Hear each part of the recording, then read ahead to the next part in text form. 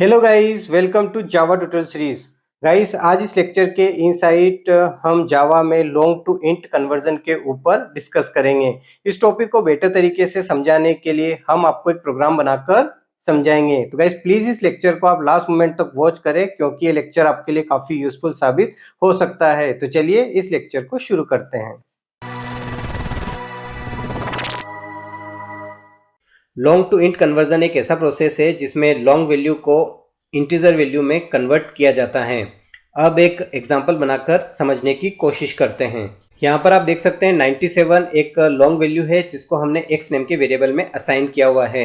यहाँ पर हम लॉन्ग टू इंट कन्वर्जन करना चाहते हैं, तो यहाँ पर आपको लॉन्ग और इंट दोनों का मेमोरी कैपेसिटी पता होना चाहिए।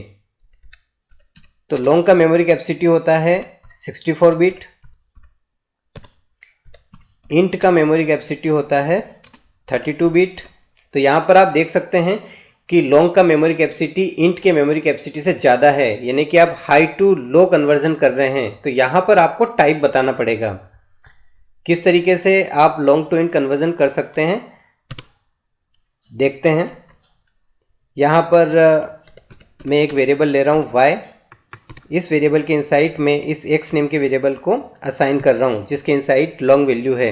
तो यहाँ पर मुझे टाइप बताना पड़ेगा कि मैं किस टाइप में इसे कन्वर्ट कर रहा हूँ। तो मैं यहाँ पर इंट टाइप में से कन्वर्ट कर रहा हूँ, तो मैं यहाँ पर बताऊँगा कि मैं इंट टाइप में कन्वर्ट कर रहा हूँ। अब प्रिंट करवाने के लिए मैं यहाँ पर system.out.println स्टेटमेंट यूज़ करूँगा। यहाँ पर मैं y नेम के वेरिएबल को पास करूँगा। अब यहाँ पर मैं आपको रन करके बताता हूँ।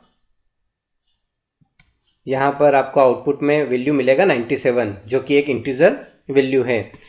आगे बढ़ते हैं और बात करते हैं, अगर हम यहाँ पर लॉन्ग नेम की क्लास का ऑब्जेक्ट बनाएं और उसके इनसाइड अगर हम कोई वैल्यू पास करें और हम अब चाहते हैं कि ये जो वैल्यू है ये इंट में कन्वर्ट हो जाए, तो इसके लिए क्या करना पड़ेगा।